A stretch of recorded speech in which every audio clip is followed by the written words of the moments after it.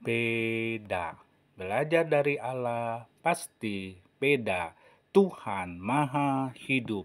Tuhan yang benar adalah Tuhan yang hidup atau Tuhan Maha Hidup. Bukti Dia Tuhan Maha Hidup yang pertama, Tuhan yang dapat menampakkan dirinya, memperlihatkan siapa dirinya. Janganlah berpikiran sempit karena akal manusia terbatas.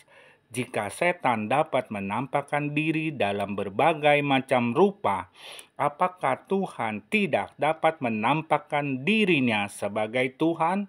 Apakah Tuhan kalah sama setan? Tuhan yang hidup, Dia dapat hadir di tempat yang Dia kehendaki.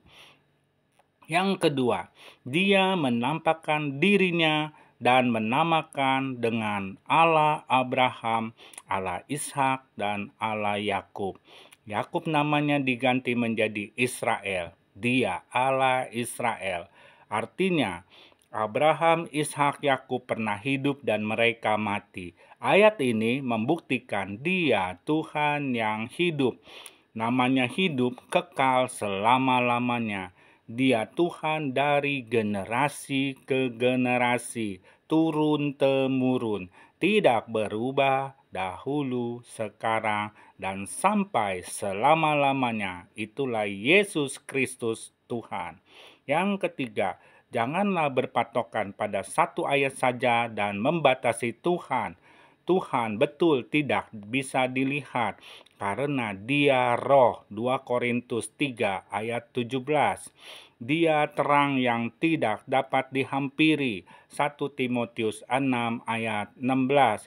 Cahaya terang, lebih terang dari matahari, tetapi Dia dapat melakukan hal-hal yang tidak mungkin yang manusia tidak dapat mengerti. Dia dapat mendatangi manusia, menghampiri manusia, memperlihatkan siapa dirinya karena Dia Tuhan yang ingin dikenal oleh manusia dan ingin dekat dengan manusia.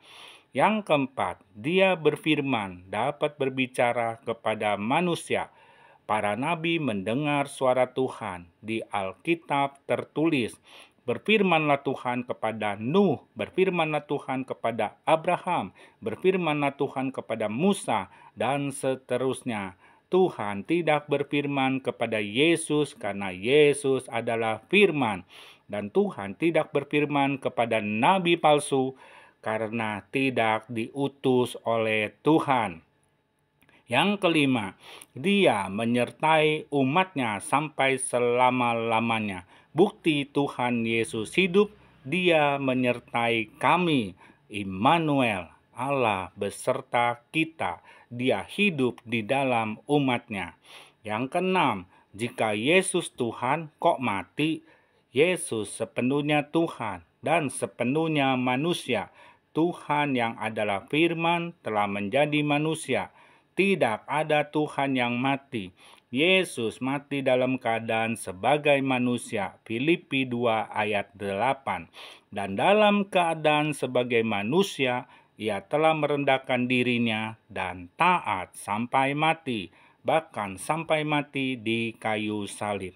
Yang ketujuh, bukti Dia hidup, Dia berjanji akan datang kembali ke dalam dunia menjemput umatnya yang telah mempersiapkan diri hidup dalam kekudusan.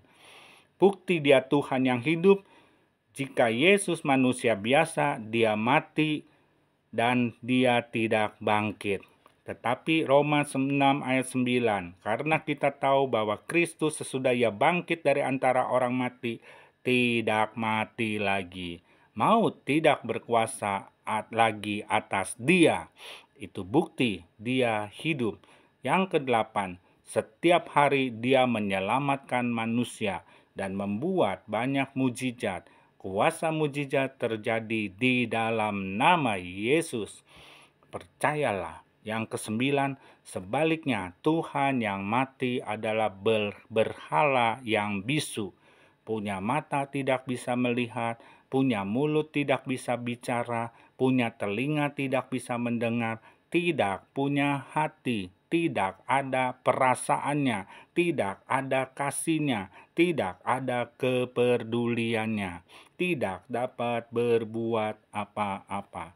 Yang ke-10, firman-Nya hidup dan dapat memberikan hidup yang kekal kepada setiap orang yang percaya kepadanya. Yesus mengasihimu. Dia Tuhan yang benar, Tuhan yang maha hidup. Dapat dibuktikan kebenarannya.